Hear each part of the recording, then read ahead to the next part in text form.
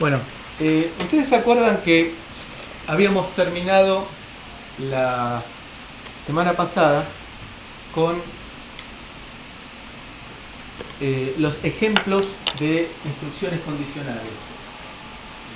Y habíamos dicho que la arquitectura Cortex nos permitía a nosotros mejorar notablemente el uso de la memoria, porque teníamos que emplear muchas menos instrucciones para realizar lo mismo. Nos lleva esto a tratar de analizar un poco más en detalle, sin entrar a la concepción de aprender a trabajar en Assembler, cómo es que nos facilita la vida la arquitectura de este micro, y que vamos a tratar de entenderla un poco más en detalle. Hemos visto algunas características nosotros. Esas características eran fundamentalmente los registros de 32 bits, pero bueno, ya vemos que en esa palabra de instrucción en la cual los 4 bits más significativos nos representaban condiciones, nos permiten achicar código y hacer más eficiente el uso de la memoria. Entonces acá vemos que, detalle importante, si yo utilizo la sintaxis tradicional, voy a tener algo que es importante, y importante por lo desagradable, que es que el tiempo de ejecución será 5 o 6 ciclos. ¿Y por qué digo que esto es desagradable? Porque esto es no determinístico. Porque habíamos dicho que el determinismo era desde el mismo estado inicial llegar al mismo estado final, con las mismas salidas en el mismo tiempo. Y acá, de acuerdo a que se cumpla o no se cumpla la condición, es decir, que ejecutemos o no ejecutemos un salto, vamos a tener 5 o 6 ciclos de ejecución. En esta opción de la derecha, es decir, la ejecución condicional, usando las instrucciones condicionales, siempre vamos a tardar 3 ciclos de reloj. Aparte de ser menos, es fijo la cantidad de ciclos de reloj, cosa que es lo que nosotros deseamos. Acá nos aparece algo bastante novedoso. Para aquellos que tienen alguna experiencia en C, van a notar que acá aparece el if-then. El if-then se incorpora como concepto de instrucción. ¿Qué quiere decir esto? El if-then es, en los lenguajes estructurados, if, tal condición, ejecuto tal acción. Else, es decir, caso contrario, ejecuto tal otra acción. Aquí lo estoy incorporando, ese concepto que es de programación de lenguaje de alto nivel, a nivel de instrucciones. ¿De qué manera? Yo digo, tengo una instrucción que será if. Y acá me aparecen 4 letras. T, T, E, T. ¿Qué significa? Then, else, then. Y acá vienen 4 instrucciones, que serán, por ejemplo, move, add, sub y or. Move es mover. ¿Qué será? Mover datos entre registros, de un registro al otro. No memoria. Memoria, acuérdense que era un mundo distinto. Add, sumar. Sumar un registro con el otro y guardarlo en otro registro. Sub, restar, lo mismo. Or inclusiva, es decir, la función or tradicional. Entonces, or de tal registro con tal registro y guardarlo en tal registro. Y las instrucciones entonces son move, add, sub y or. De acuerdo con esto, así fíjense que acá aparece if, dijimos then, else, then. Y acá me aparece la condición equal. Entonces, el move se transforma como la primera instrucción es move, la segunda es add, la tercera es sub, la cuarta es or. Entonces, voy adicionando el equal o not equal a las 4 instrucciones de acuerdo con las letras que yo le haya puesto al if. Entonces, como la primera es then, será el valor equal tal cual como yo lo puse. Entonces será move if equal. La segunda es then, entonces será también el equal. La tercera es else, es decir que será la condición opuesta. Será entonces sub if not equal. Y la última es then, entonces se tomará el equal también, entonces será or if equal. ¿Qué logro con todo esto? Logro varias cosas. En primer lugar, compactar muchísimo el código. En segundo lugar, que no tengo que estar tomando decisiones y saltar. Porque el salto, ¿se acuerdan ustedes que me cambiaba el tiempo de ejecución?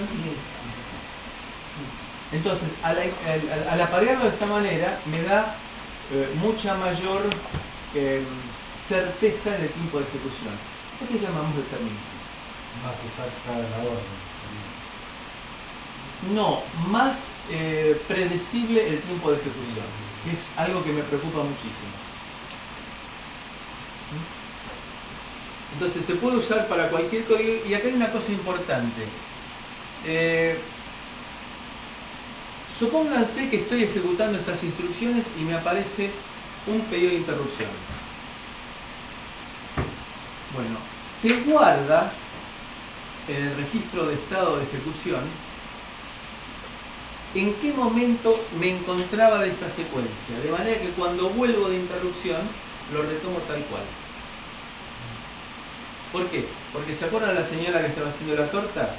La idea es que la señora anotaba cuál era el próximo paso de la torta a hacer, atendía a las visitas o al supermercado y continuaba exactamente del punto que se encontraba. ¿Está bien? Entonces, es lo que decimos que el if-then se almacena en el Program Status Register, el registro de estado del programa que vamos a ver de qué se trata. Hablamos de las instrucciones. Casi todas las instrucciones se ejecutan en un solo ciclo de reloj. Es decir, no tengo, como en el caso de los micros de 8 bits, la posibilidad de ejecutar instrucciones que ocupen varios bytes. Es decir, no tengo esa posibilidad, con lo cual me veo condicionado. Es decir, no es como por ejemplo en un 8051 en el cual yo podía escribir en varios bytes la dirección de la cual quería leer una palabra y un valor y cargarlo en el acumulador.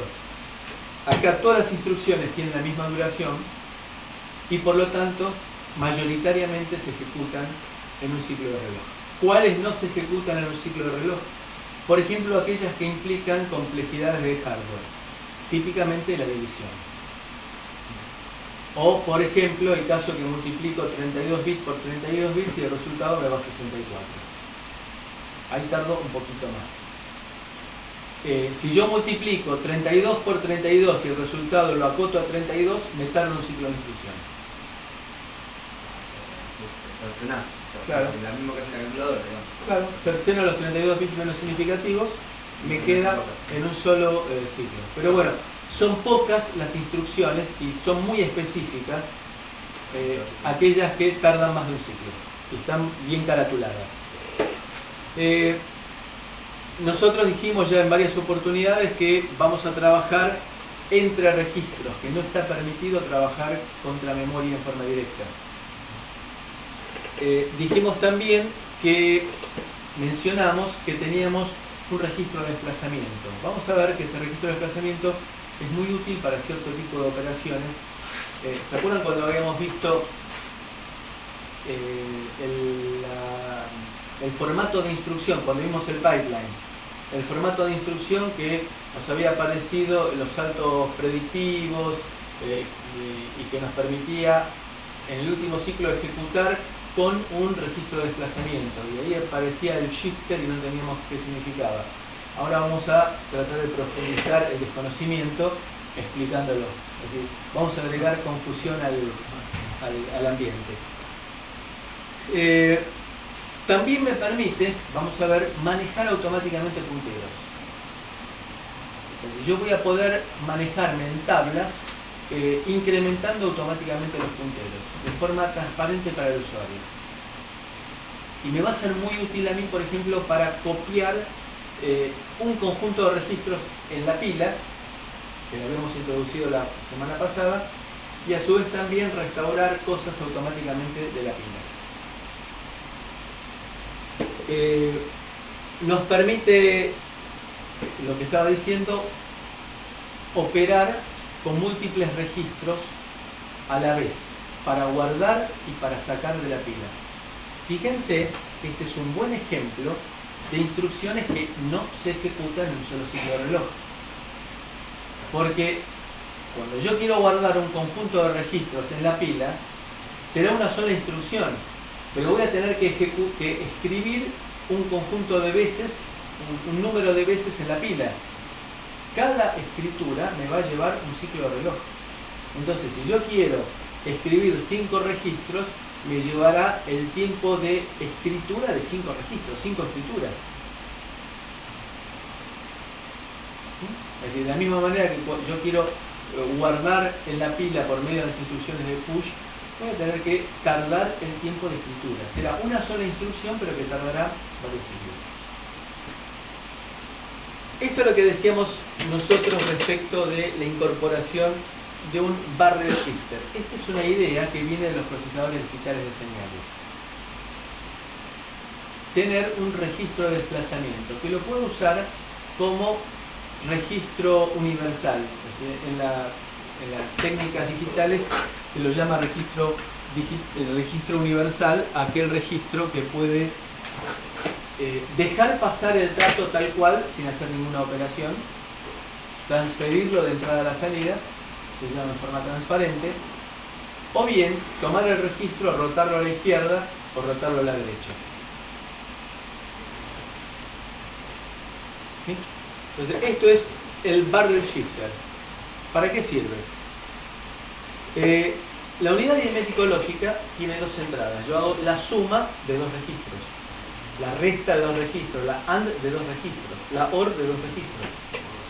Entonces, cada uno de los registros entra por un lado a la unidad aritmético-lógica. Un registro que llamamos operando 1 entra directamente. El segundo registro, oper 2, pasa a través del barrel shifter. Puede pasar en forma transparente o puede pasar siendo rotado a la izquierda o a la derecha, de acuerdo a lo que yo le diga. Puedo yo indicar también, a ver, supónganse que yo uso un registro, otro registro, para indicarle cuántas veces quiero rotar a la izquierda o a la derecha. ¿Cuántos bits de ese registro tiene sentido que yo use para indicar la rotación? Un bit me permite rotar 2 lugares. Vamos a ver. 2 bits me permite rotar 4 lugares. 3 bits 8, 4 16, 5 32. ¿Cuántos bits tiene un registro? 32. ¿Tiene sentido que lo rote más de 32 veces? No, está en el mismo lugar. Es decir, ya con 32 está en el mismo lugar. Con lo cual, si yo le digo, rotame la cantidad de bits dado por el registro R5, me va a tomar solamente los 5 bits menos significativos. Porque si no sería seguir rotando lo que ya roté. Estoy medio distraído. ¿Qué es el barrel shifter? Es un registro que aparece en la arquitectura. Uno de los operandos pasa por ese barrel shifter. Es para rotarlo, ¿no? ¿Es para rotar o para dejar pasar en forma transparente sin efectuar ninguna operación? ¿Sí?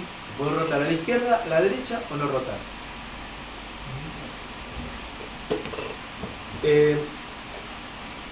El segundo operando puede ser un valor, si yo lo quiero rotar, puede ser un valor de 8 bits. ¿Por qué? Porque parte de los bits del campo que corresponde va a ser para indicar qué cantidad de veces lo quiero rotar. Y ahora vamos a ver. Acá lo tenemos. Por ejemplo, tengo 12 bits, de los cuales el valor que quiero rotar está dado en los 8 bits menos significativos. Y en los 4 bits subsiguientes me está indicando la cantidad de bits que quiero rotarlo. En el código de operación que habíamos visto allá en la prehistoria, en las primeras clases, en la primera clase, decía que para esa zona de valores inmediatos había 12 bits. Bueno, esos 12 bits aquí se dividen en un grupo de 8 y otro grupo de 4. Eso lo hace automáticamente el procesador cuando detecta que el código de operación le dice suma pero rotando. Si los primeros 8 son el valor el cual yo quiero cargar en forma inmediata y a su vez rotarlo. Ah, es de 8 el valor. El valor es de 8. Dentro de la instrucción de 32 bits hay 12 bits reservados para valores inmediatos. Sí. Si yo digo que ese valor inmediato a su vez lo quiero rotar, bueno, esos 12 bits me quedan divididos en 8 bits para el valor que quiero rotar y 4 bits reservados para el valor que quiero, la cantidad de veces que lo quiero rotar. Y acá tiene sentido 4 bits porque rotar hasta 16 veces es lógico. Rotar 32 veces significa dejarlo en el mismo lugar. No, sí. Ahora, si yo quiero sumar dos valores de 32 bits, pasan derecho a la ALU. Los valores de 32 bits tienen que estar en registros. Sí, pero pero eso, el ALU, que en definitiva va a tomar lo que apunta un registro y lo que apunta otro registro y va a hacer la suma. Sí. Es así la hace 32. Sí. Ah, perfecto. Esto es solo para valores inmediatos. Okay. Inmediato significa un valor fijo que no está contenido en ningún registro. Vamos a ver ejemplos ahora como para tratar de profundizar la confusión. Gracias. Para eso me paga. Para eso me paga. Instrucciones de procesamiento de datos. Y ahora vamos a tratar de ver con ejemplos que queremos decir. Tenemos todo lo que se nos ocurra habitualmente. Add, suma. ADC significa add with carry, es decir, el me llevo uno tradicional de lo que aprendimos nosotros a sumar. 5 más 8 es 3, me llevo 1, bueno, ese más me llevo 1 es el carry. AND, arithmetic shift, y bueno, todas esas las vamos a ir viendo. Big no es una bilome, sino que significa bit clear, es decir, es la AND lógica con una máscara complementada. Bueno, move, logical shift, etc. Y hay un conjunto de multiplicación, movimiento negado, que vamos a ver con ejemplos, y después hay un conjunto de instrucciones que son ahora que aparecen propias de Cortex. Y acá empieza a ponerse de manifiesto eso que habíamos dicho que como principista de que era una arquitectura RISC, ahora es RISC pero no tanto, sino que son RISC ya con instrucciones muy específicas. Ejemplos. Bueno, acá tenemos add, and, compare, move. Con sus variantes, como por ejemplo add with carry, resta, resta con borrow. Y acá una que no entendemos qué significa, RSB, que parece el nombre de una cooperativa más bien. Y después la sintaxis es la operación con eventualmente algún condicional, add if equal, ¿se acuerdan? Los registros y el segundo operando que puede ser un registro o un valor inmediato. Bueno, vamos a ver ejemplos. A ver, ¿qué significa? Acá, ¿qué significa esta? Acuérdense, en árabe. Registro 3, sumar al registro 2 y resultado escribirlo en En el 1. ¿Qué será esto? Más el carry. Sumar con carry. Más el carry. Es decir, este más el carry. El otro lo pierde, el primero lo pierde. No lo tiene en cuenta. No, No lo tiene en cuenta. ¿Qué será este? No, R2 menos R3. R2 menos R3. ¿Qué será este? Es R2 menos R3 más el carry, es decir, porque el borrow, el pedido de préstamo, es el carry complementado. Eso es por definición de aritmética lógica, eso vendría, correspondería a la base. El cero al día. Exactamente. Cuando no me alcanza para hacer la resta, le pido al de al lado, bueno, es el carry complementado, se puede demostrar. Y si no, por favor, créanme. Les juro que es así. ¿Y esto qué será? RSB, Reverse Subtract significa. Revertir la... Será, ahora sí, esto sí será Ah, R3 está bien, menos R3 R2. menos R2. Y ustedes miran, ¿Y una instrucción para eso? ¿y por qué? ¿Qué diferencia tiene? Porque te cambia el valor por ahí de... Cambia No. el signo al. No. Si tenés... Está haciendo la No, Claro, yo No, pensé por el mismo no, lado que te no, cambiaba. no, Es lo mismo que la teoría. no, Es lo mismo que. no, Es otra alternativa. no. Es lo mismo que supe, solamente que cambian el orden de la máquina. Le quedaba un pedazo de silicio. No. Esta clase es la venganza del matrimonio. No. A ver, ¿por qué? Es la importancia del reverse subtract. Ah. Porque defino, de acuerdo con el orden que yo escriba, es quién pasa por el barrel shifter. Fíjense, este es el operando 1, este es el operando 2. Al hacer el reverse subtract, el que estoy haciendo que pase por el barrel shifter es el registro que está en el medio. Es decir, lo que estoy diciendo yo ahora es que el reverse subtract, este es R3 menos R2.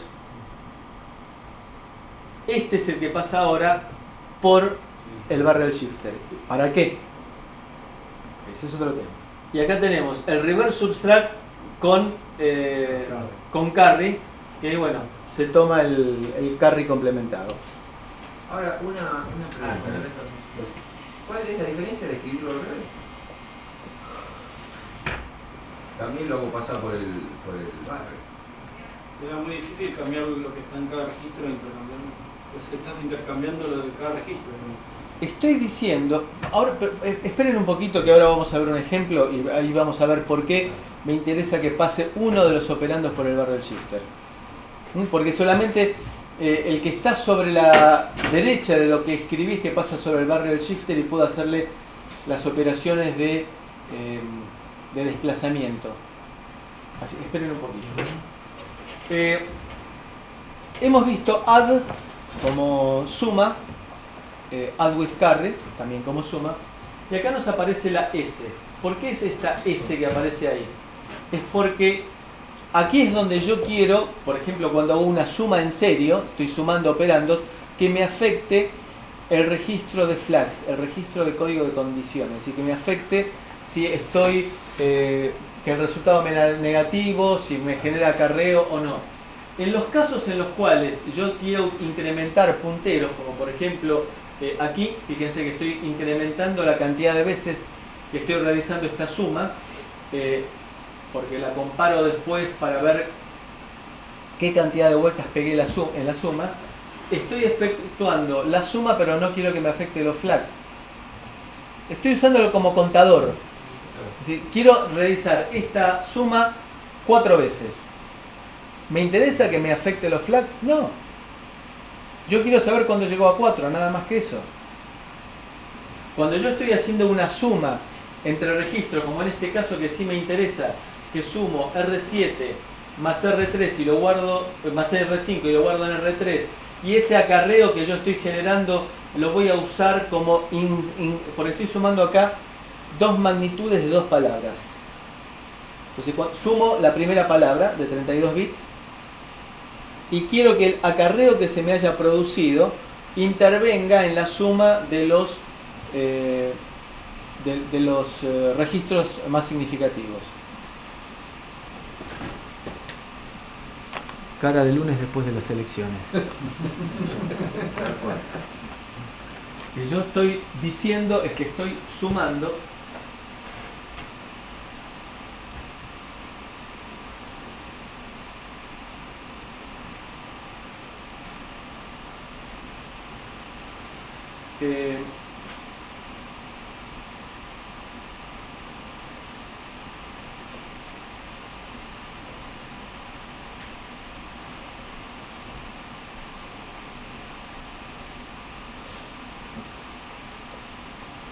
dos magnitudes, una compuesta por R6 y R7, R7 menos significativo, R6 más significativo, y R4 y R5, así dos magnitudes de 64 bits. Entonces, ¿qué es lo que hago? Sumo primero R7 más R5, las partes menos significativas. Y ahí sí, tengo que analizar si hubo acarreo. ¿Para qué? Para después sumarlo, fíjense que acá dice add with carry, seteando los flags, de R6 más R4, la parte más significativa. Es decir, teniendo en cuenta si hubo acarreo o no de la suma de las palabras menos significativas. Entonces, acá le estoy diciendo, afectame los flags. Acá cuando estoy incrementando solamente el registro R1, que es el que me va a contar la cantidad de veces que ejecuto esa operación, no me interesa afectar los flags. Por eso es que aquí no le pongo la letra S. Bueno, tranquilos, esto me lo va a hacer automáticamente el compilador si estoy trabajando en un lenguaje de alto nivel. Pero sepamos que la arquitectura Cortex me junta las características de Intel y de Motorola. En el caso de Intel, el movimiento de datos no me afecta a los flags. En el caso de Motorola sí. Los micros viejos estoy hablando. Acá tengo la opción de elegir trabajar como uno o como otro. Y esa opción, después vamos a ver que se me va a adicionar en otro tipo de facilidades.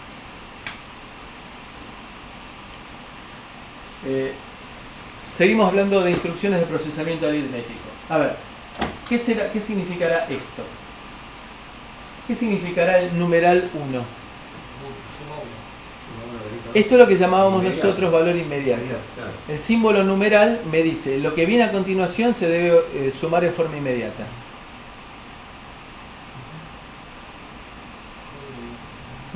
Entonces acá lo que estoy haciendo es sumándole a R2 en forma inmediata 1 y el resultado lo guardo en R3.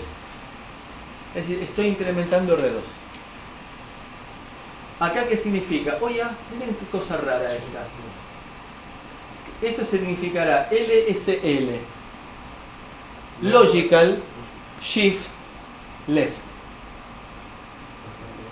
Es decir, Logical Shift es rotar a la izquierda. ¿Cuánto? 3 lugares.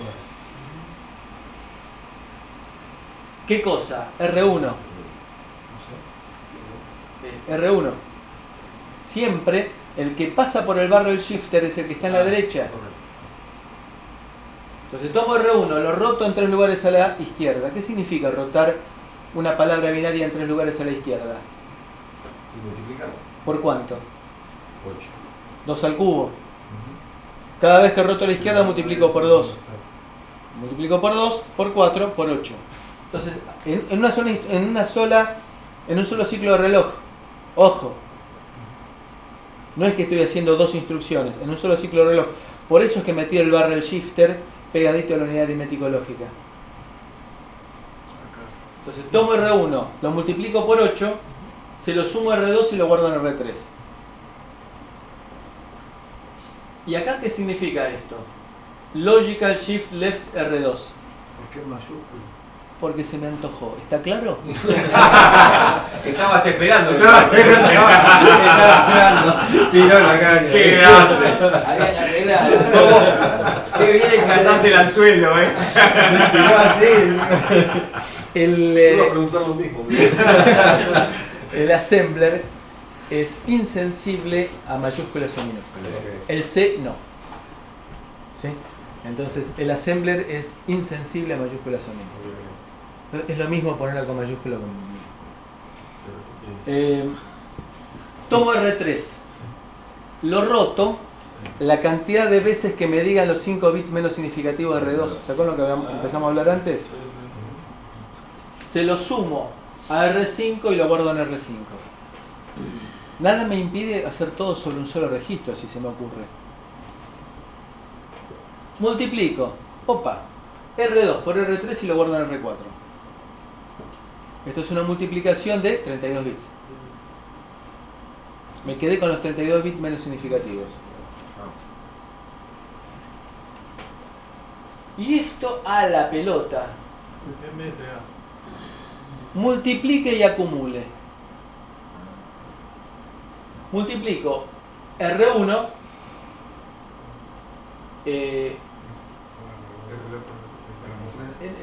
R3 por R2 le sumo R1 y lo guardo en R4.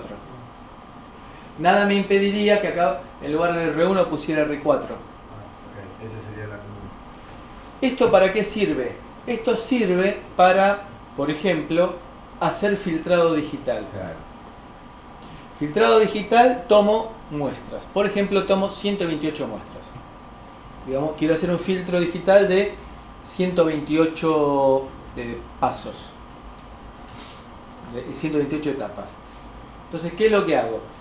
Tomo 128 muestras de un conversor analógico digital, voy tomando, las voy guardando en memoria, la multiplico por 128 coeficientes, que me los da el MATLAB en definitiva,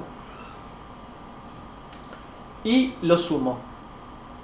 Entonces tengo que multiplicar la última muestra por un coeficiente, lo guardo en el registro R4, tomo la siguiente muestra, lo multiplico por otro coeficiente, lo sumo en el valor que tenía R4, cuando hago todas esas sumas, me da el valor que es el que corresponde, el que voy a utilizar para sacarlo por el conversor digital analógico, que corresponderá al filtrado que yo me propuse para este momento.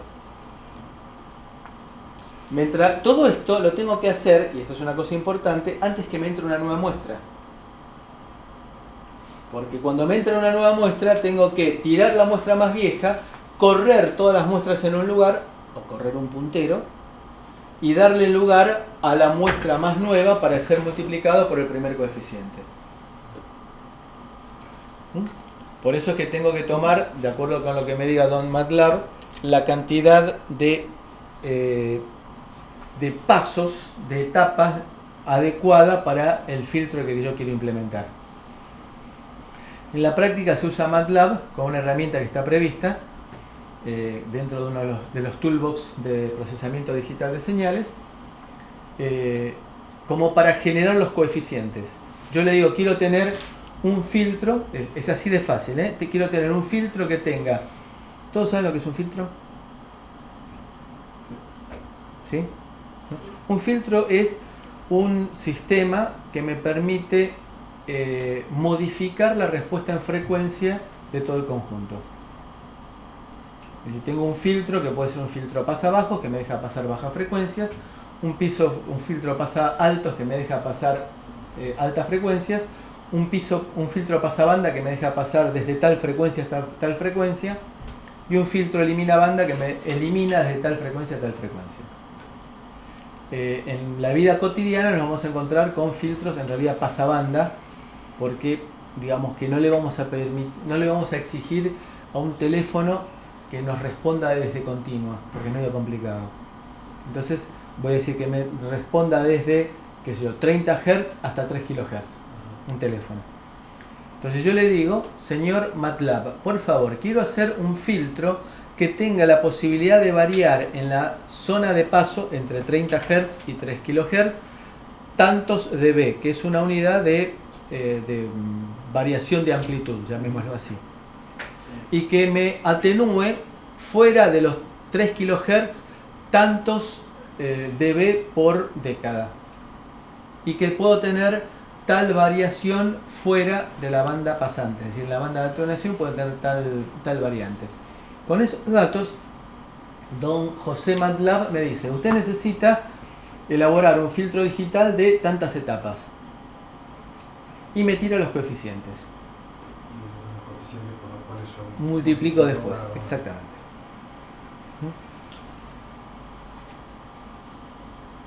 Bien, y acá vemos, bueno, eso es por lo que es la instrucción multiplicar y acumular. Luego, ¿qué más tenemos? Acá nos aparece el reverse subtract. Fíjense, a ver qué me significa esto. Reverse subtract. R0, Logical Shift 3. ¿Qué significaba eso? Rotar tres lugares. ¿hacia dónde? Hacia la izquierda. ¿Qué significaba eso? Multiplicar por 8. Multiplicar por 8. Y después, una vez que roté R0 y lo multipliqué por 8, ¿qué le resto? R0, ¿cuánto me queda? 7 R0. ¿Y dónde lo guardo? En R0, así que equivale a multiplicar por 7 en una sola instrucción. Para ese tipo de cosas uso el reverse subtract. ¿Está claro?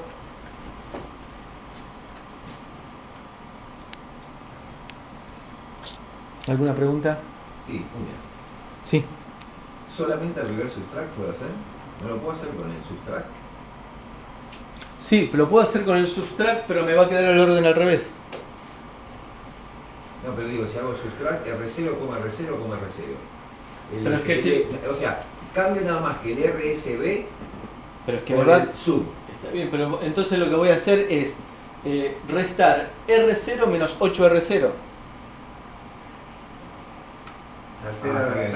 Le estoy dando vuelta al signo, decimos. Claro. Altera la posición de la... Por eso siempre el que pasa por el barrel shifter es el que escribo sobre la derecha de la bien. instrucción.